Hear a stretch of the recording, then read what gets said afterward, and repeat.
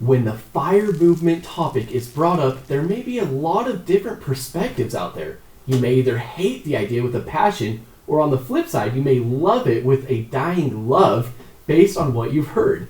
The problem here is that all too often the term FIRE, or financial independence, retire early, is looked at with an extreme lens. I think it's so crucial that we remember all of us come from different walks of life. This includes that we all have different views on finance, and not one FIRE method may work for everybody. So in today's video, I will be sharing 9 different ways of looking at FIRE, one of which way my wife and I already achieved, and we love it a ton. Make sure to stick around for more on that soon to come. But first off, thank you so much for being here. I truly appreciate you and hope this video can provide some insights or inspiration for your daily life.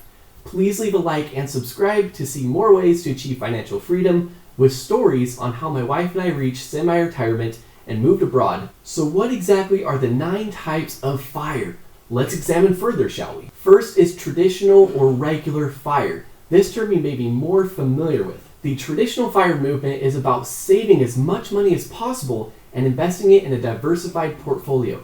The goal is to reach a point where your investment, or nest egg, returns are enough to cover your living expenses, so you can retire per se from paid work, although you may choose to still work part-time or even volunteer. This approach is also often referred to as the 4% rule, because it's based on the idea that you can safely withdraw 4% of your portfolio each year, adjusted for inflation, of course. So if you have $1 million in your portfolio, you could theoretically withdraw $40,000 per year, which is 1 million times 0.04, and still never run out of money. Of course, here's a disclaimer, there is no guarantee that markets will always cooperate, and you may have to adjust your spending if there's a major market downturn. So remember that emergency fund, get that set and fully funded. You can see more about emergency funds on this channel. Back to the 4% rule, over the long run, this approach is quite successful. The best thing about traditional FIRE is that it's relatively simple to understand and implement. Next is on to lean FIRE, which is similar to traditional FIRE, but with a twist. The goal is to still save as much money as possible and invest it in a diversified portfolio, right? But instead of aiming for the same amount of expenses, the goal is to retire with a lower lifestyle than you currently have today. This could mean retiring to a smaller house, driving an older car, or giving up some of your hobbies and travel. This idea is to reduce your costs to reach FIRE with a smaller nest egg. So you could say that lean FIRE is an excellent option for those people willing to make some lifestyle changes to retire early. And it can also be a great choice for people who are risk adverse and don't want to rely entirely on investment returns to fund their retirement. On to the next type of FIRE, which is fat FIRE.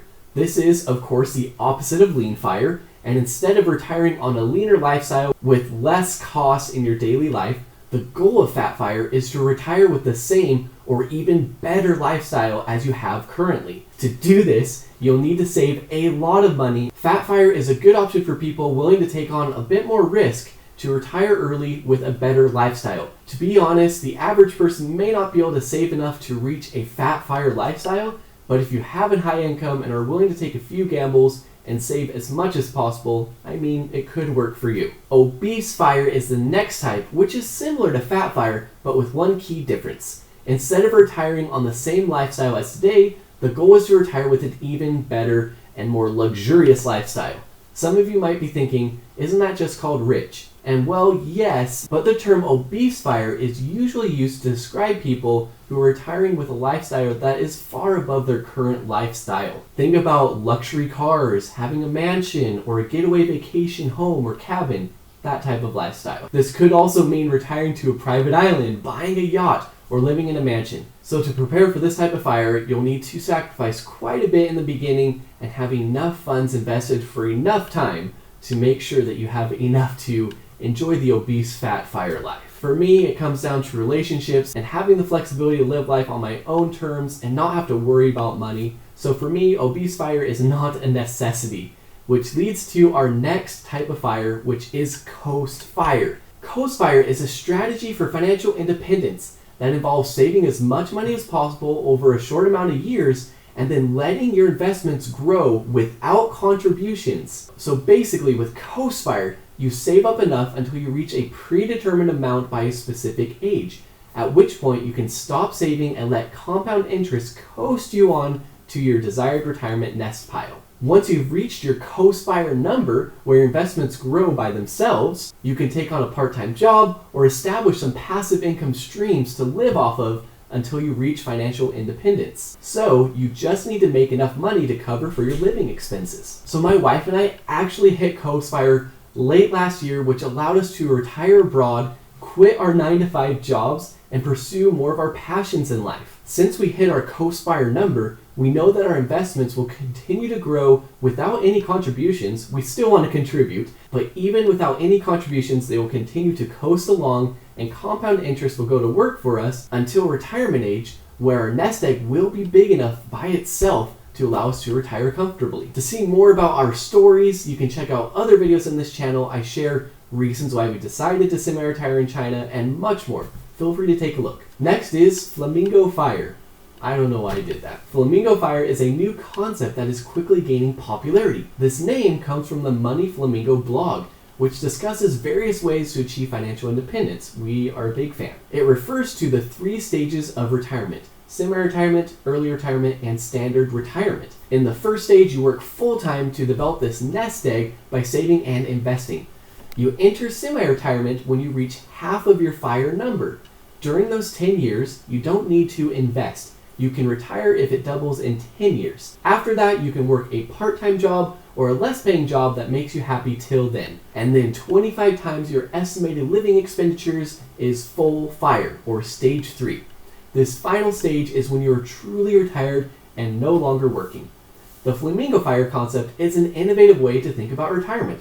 It could be an excellent option for those looking for an alternative to the traditional retirement plan. Next is Barista Fire, which is where you work part-time to pay for healthcare and whatever costs you may encounter. For many people, healthcare is the largest expense in retirement. Paying for healthcare is one of the biggest financial challenges that many Americans face. In fact, healthcare costs are one of the main reasons why people say they can't afford to retire. One way to pay for healthcare in retirement is to work part-time.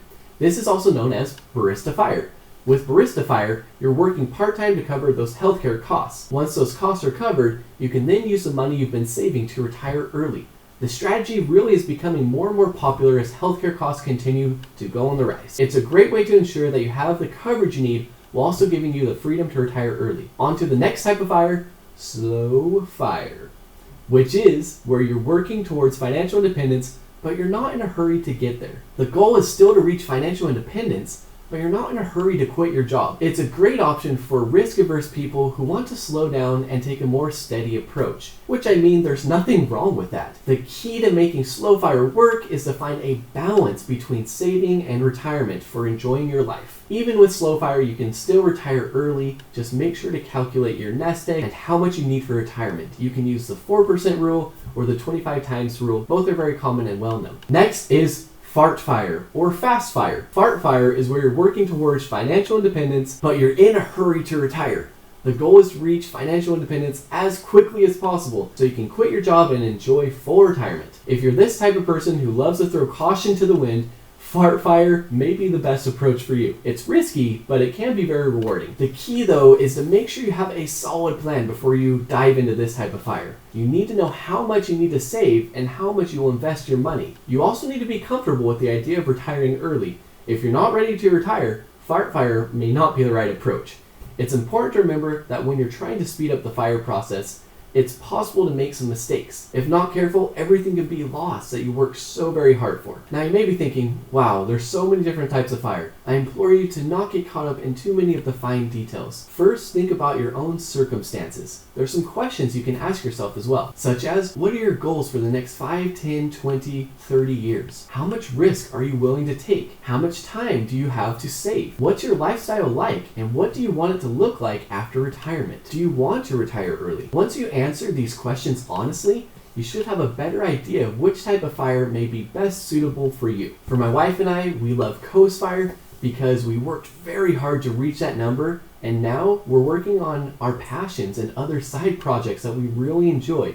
But we know and have that peace of mind that our investment egg will continue to grow without contributions. We still want to contribute, but it will continue to grow if we don't have any contributions until we reach retirement age. This allows us more flexibility. We can choose different types of work, we can even take breaks if necessary. It just allows us a lot of freedom. On a last note here, I want to encourage you to not look at all of them as only choose one type option. You may want to even combine a few to make it more suitable for you and your needs. Now let me know which type of fire you heard today that most intrigues you. Make sure to stay tuned by subscribing to this channel, and I will see you next time.